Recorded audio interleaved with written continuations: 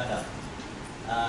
You bring in by February at least napulot ka teksto mamahitungod ng faithfulness. If you can have it, 5 ka teksto niya, 5 ka quotation is Mr. White, it's okay with me.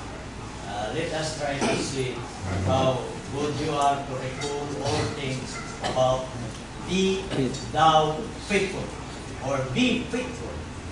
Okay, so bring that in. Now, ako gidala ni karon. Neto meeting nato, we have talk on stewardship, still on stewardship today. But I'll try to see if you are doing it and if you will bring to do it someday somehow. Someday somehow. Now, faithfulness is needed in the church. Niyay sa Gabangkal ini, yung Romulus Bangkal, under man kami Prince Punay dari, Brother Sabornido sa Bangkal. Inyo i-instill yun na din ha, usa sa observation niya sa Bangkal.